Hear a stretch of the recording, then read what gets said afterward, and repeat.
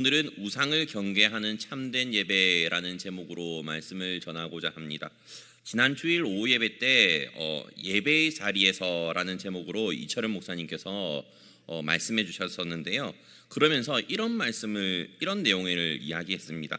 주일학교 공과에서 이번 주일부터 다루게 될 내용은 하나님 나라 백성의 세계관 형성과 예배라고 하면서 예배는 하나님 나라 백성의 세계관 형성의 핵심이다라는 내용을 말이죠. 혹시 기억나십니까? 그렇기 때문에 하나님 나라의 백성과 예배는 뗄래야 뗄 수 없는 관계라는 것을 이야기를 하셨었는데요. 맞습니다. 예배라는 것은요, 하나님 나라 백성의 세계관을 형성하는데 핵심적인 요소입니다. 그리고 오늘 이 시간에는 잘못된 예배를 경계하기 위해서 어떤 예배를 드려야 할 것인가라는 것에 대해서도 함께 나누어 보고자 합니다. 우리는 교회를 다니기 때문에요, 주님이 가르쳐 주신 기도를 알고 있습니다. 그것을 뭐라고 부르죠? 네, 맞습니다. 다들 알고 계시네요. 가끔 이제 학습 세례문답 가운데 주님이 가르쳐 주신 기도문이 뭘까요? 라고 하면 점점점 하시는 분들이 간혹 가다가 계시거든요. 주기도문입니다. 그리고 이 주기도문은요, 주일학교 학생들이 암송도 하고 이 자리에 계신 분들도 다들 암송하고 머릿속으로 암기하기도 하고 쓸 수도 있는 다 그런 내용입니다. 그리고 학습 세례 문답 내용 가운데도 필수적으로 들어가고 있는 내용이죠. 그런데 이 주기도문의 내용이 중요한 이유가 뭔지 아십니까? 중요한 이유 중에 하나가 뭐냐면요, 처음부터 우리가 누구에게 예배를 드리고 있는지에 대해서 이야기를 하고 있고요, 그리고 그 예배의 대상인 하나님께 모든 영광을 돌려드리는 내용으로 마무리되고 있기 때문입니다. 그러면서 제가 지난주에 그 이철현 목사님께서 워십이라는 단어, 영어로, 한국어로는 예배, 영어로는 워십에 대해서 이야기를 하시면서 가치 있는 자격에 대해서 이야기를 하셨었거든요. 그리고 주일학교 때는 제가 다른 내용으로 이제 주일학교 때는 설교를 했습니다. 그리고 오늘 이 시간에는 또 다른 내용으로 이제 이야기를 하려고 하는데요. 제가 이 내용을 알기 위해서 영어를 잘하는 아내한테 물어봤습니다. 제 능력으로는 알아낼 수가 없거든요. 그래서 물어보니까 이 워십이라는 단어가 중에서 sheep, 요게 아니라 배라는 단어를 sheep이라고 부릅니다. 크다란 배를 말하죠. 근데 이 sheep이라는 단어가 전미사로 오게 될 때에는, 단어의 끝에 오게 될 때는 어떤 의미를 가지게 되냐면 상태라는 뜻도 가지게 된다고 합니다. 자, 이게 왜 중요하냐면요, 자, 사람의 제일 되는 목적은 우리가 뭐라고 배웠습니까? 하나님을 영화롭게 하는 것, 그리고 그를 영원토록 즐거워하는 것이라고 수도 없이 1년에 몇 번씩 듣고 있는 내용입니다. 그죠? 그리고 이는 하나님의 형상과 모양을 그대로 반사해낼 때 그것이 하나님의 영광, 하나님의 영화, 하나님을 영화롭게 하는 것이거든요. 그리고 그 말은 하나님을 그대로 반사해낼 때 최고의 가치를 부여받게 된다는 말입니다. 그렇기에 하나님께 영광을 돌려드린다는 말은요, 하나님이 나를 통해서 반사되어서 나온다는 말이고, 그 반사된 것이 가치가 됩니다. 즉 하나님의 영광이 반사된 것이 가치가 되는 것이고요, 이 가치가 있는 상태, 그것이 예배라는 것입니다. 조금 어렵죠? 그래도 중고등부 때는 조금 다른 버전으로 해가지고 알아듣기 좀 하긴 했는데 상태라고 하니까 조금 어렵습니다. 그렇기 때문에 이 반사되는 그것이 가치이기 때문에요, 이 모든 사람들이 드리는, 하나님께 올려드리는 그 예배, 그건요 반영되는 거거나 아니면 반사되는 영광이 다 다를 수밖에 없고요, 그리고 그 예배를 통해서 하나님께 영광을 돌려드리는 것을 말을 합니다.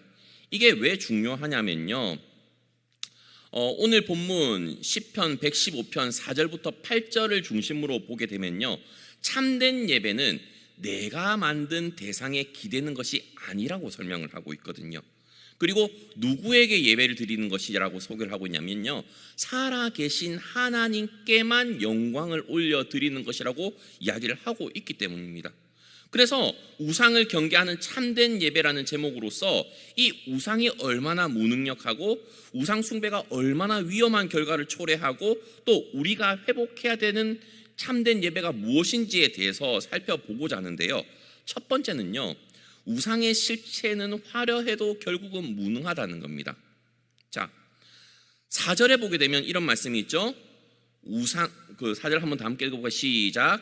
그들의 우상들은 은과 금이요 사람이 손으로 만든 것이라 라고 되어 있습니다. 그리고 5절부터 7절도 혹시 되어 있는지 모르겠네요. 자, 읽겠습니다. 시작. 입이 있어도 말하지 못하며 눈이 있어도 보지 못하며 귀가 있어도 듣지 못하며 코가 있어도 냄새 맡지 못하며 손이 있어도 만지지 못하며 발이 있어도 걷지 못하며 목구멍이 있어도 작은 소리조차 내지 못하느니라 라고 되어 있긴 합니다.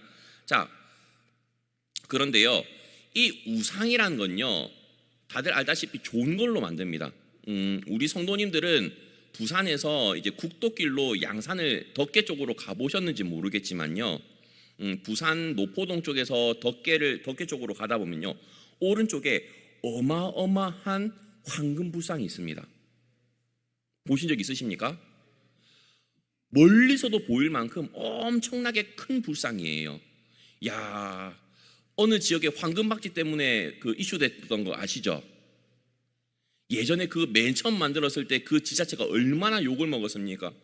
돈이 어디 있다고 그걸 박쥐 만드느냐라고 했다가 지금은 그렇죠?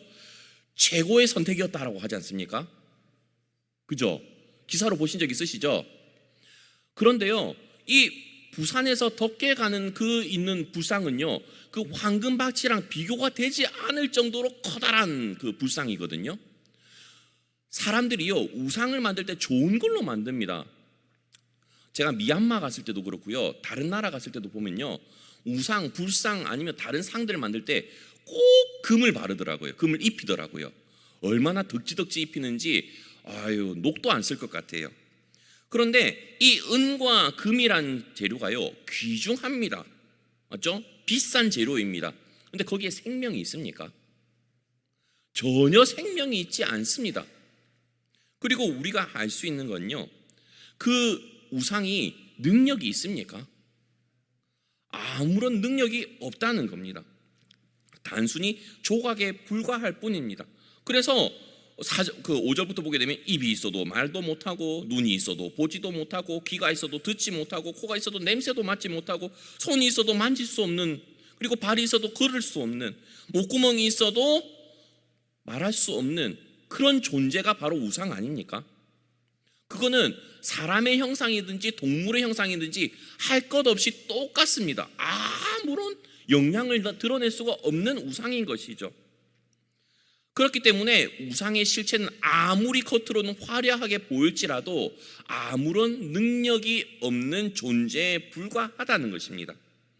근데 문제는 뭐냐면요, 두 번째인데요, 우상을 의지하면 우리도 점점 무감각해진다는 것입니다. 제가 왜 무감각해진다고 표현을 했냐면요, 아까 우상의 특징이 뭐였죠? 손이 있어도 만지지 못하고, 그죠?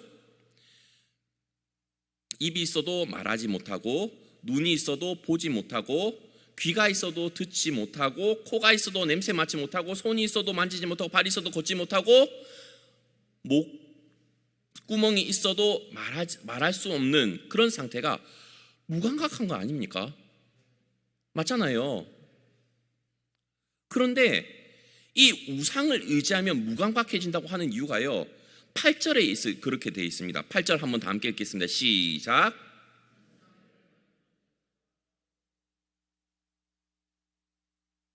어마어마하게 무서운 말씀 아닙니까?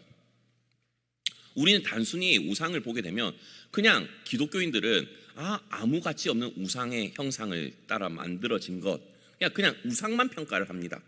그죠? 그냥 아무 의미 없는 것, 그냥 조형물에 불과한 것이라고 생각을 하는데요, 거기서만 끝나요. 근데 오늘 본문은 너무나도 무서운 말씀을 하는 게요, 우상을 만드는 자들과 그것을 의지하는 자들이 다 그와 같을 것이다라고 한 거예요. 그러면 우상을 섬기는 자들이 다 눈이 있어도 보지 못하고, 귀가 있어도 듣지 못하고, 손이 있어도 만지지 못하고, 발이 있어도 걷지 못하고, 코가 있어도 냄새도 맡지 못하고 똑같다는 거 아닙니까? 제가 하나님 말씀하고 있는 거거든요. 그죠? 얼마나 무서운 말이에요. 제가 이것을 곰곰이 생각을 해보다가요, 어떻게 예화를 들까라는 생각을 했는데요. 최근에 제가 아주 퇴근해가지고 열심히 보고 있는 게 하나 있습니다. 그것이 무엇이냐면요, 지금 전 세계적으로 이슈가 되고 있는 참교육이라는 넷플릭스 1위 드라마입니다. 기회가 되시면 꼭 한번 보셨으면 좋겠습니다. 그것을 보고 밑에 있는 댓글 같은 거를 보면서 나도 동의한다라는 내용이 뭐냐면 그 댓글에 이런 내용이 있더라고요. 선관위가 해체되고 교권 보호국이 생겨야 된다, 막 그런 이야기가 있더라고요. 여기서도 꼭 끄떡끄떡 그려주신 분들이 계신데 참 공감이 가는 내용이에요. 근데 거기서 보면요, 5회라고 해야 되나요? 5회째 때 초등학생 부모가 진상으로 나와요. 근데 여기서 교권 보호국이요, 교사들을 보호하는 게 아니에요. 때로는 학생들의 수업권, 교육권을 보호하는 거기도 하거든요. 교사들만 보호하는 것이 아니라 이 교육부가 해야 되는 교육 자체를 보호하는 게 교권 보호국의 역할이었던 거예요. 근데 그 5회째 때 학부모님이 너무나도 진상 부모님으로 나오는데, 이 진상 부모님이 자기 아이 초등학생의 선생님한테 너무나도 많은 것을 요구해요. 우리 애는 뭐뭐 하니까 자존심 상하는 말도 하지 마시고, 혼내지도 마시고, 틀리면 빗금도 치지 마시고 등등등 너무 많은 것들을 요구해요. 왜 그럴까라는 생각을 해보는데, 그 학생의 부모 입장에서는 학생이 우상인 것 같더라고요. 그러니까 자기가 보고 싶은 것만 보니까 다른 사람의 말은 전혀 듣지도 않고요, 자기가 보고 싶은 것만 보고요, 자기가 하고 싶은 대로만 해요. 근데 드라마를 안 보신 분이 있기 때문에 제가 결론 부분만 설명을 하자면요, 교권보호국이라는 곳에서 이것을 처방을 하는데요, 새로 오신 선생님을 보내주셔가지고 어떻게 치료하냐면요, 거울 치료를 해버립니다. 거울 치료로 한다는 말이 어떤 말이냐면, 이 학부모가 했던 그대로 치료를 해요. 학부모가 선생님한테 밤늦게까지 연락을 하고요, SNS를 뭐 이렇게 타고 들어가지고 하고요. 그렇게 하니까 이 학부모도요, 집에까지 찾아가기도 하고요, 또 직장까지도 찾아가기도 하고요, 밤늦게까지 전화해가지고요, 우리 애 때문에 어떻게 해야 될까요? 진절머리 나게 만들거든요. 그제서야 학부모는 엄청나게 괴로워하는데 자기가 잘못했다는 생각까지는 그때까지는 못해요. 그런데 결국 여러 과정을 통해 가지고 내가 잘못했구나라는 것을 어떻게 알게 되면 거울 치료를 통해서 알게 돼요. 자기는 선생님한테 막 그렇게 강요도 하고 모욕도 주면서, 만약에 선생님이 잘못이 아니란 게 드러나면 어떻게 할 거예요? 라고 했을 때 학부모는 그렇게 말하거든요. 아니면 사과하면 되죠. 법이 그래요. 그런데 그 선생님도 똑같이 합니다. 학부모한테 아동학대죄로 고소를 하거든요. 그러면서 학부모가 그렇게 합니다. 내가 아이를 학대한 게 아니면 어떻게 하실 거예요? 그러면 사과하면 되죠. 법이 그래요. 똑같이 거울 치료를 하는데요, 우상을 숭배하는 자들은 그것을 알지 못하기 때문에 이런 거울 치료가 필요하겠다라는 생각도 들어요. 근데 만약에 하나님의 영광을 드러내고 하나님을 반사해야 되는 우리는요, 드라마에 나오는 이들과 같은 실수를 해야 될까요? 안 해야 될까요? 안 해야 되는 거예요. 그것이 참된 예배자로서의 모습인 거예요. 그런데 안타깝게도요, 교회를 다니고 신앙생활을 한다고 하지만요, 하나님보다 다른 무언가가 우상이 돼버리면요, 우리도 또 그와 같은 부모님처럼 무감각해질 수 있다는 것을 알 수 있어야 되신다는 거예요. 무섭지 않습니까? 저는 오늘 본문을 보면서요, 준비하고 또 그 참교육이라는 그 드라마를 보면서 내가 만약에 하나님을 영화롭게 하는 존재가 아니라 하나님보다 다른 무언가를 더 우상을 숭배하듯이 해가지고 나도 무감각해진 존재가 돼가지고 저렇게 진상과 같은 부모님이 된다든지 아니면 진상이 누가 봐도 진절머리 나는 사람이 된다고 하면 소름 끼치더라고요. 목사지 않습니까? 누가 보더라도 빛과 소금 역할을 잘 감당해야 될 것 같은 역할을 해야 되는데 내가 만약에 그런 부모가 되고 내가 만약에 그렇게 영적으로 무감각해진다라고 생각하면 두렵지 않습니까? 그런데 교회 내에서도 심심치 않게 영적으로 무감각해진 사람들이 생각보다 많다라는 것을 아셨으면 좋겠어요. 이 예화는 다른 중고등부 때 했는데 어른 예배 때는 찔리시는 분들이 많으실 것 같아서 못하겠습니다. 자, 그리고 세 번째로 생각을 해야 될 것이 무엇이냐면요, 참된 예배는 하나님의 주권을 인정하고 영광을 돌리는 것이라는 것입니다. 자, 이것은요 1절부터 3절을 살펴보게 될 텐데요, 한번 1절부터 3절을 한번 읽어보도록 하겠습니다. 시작.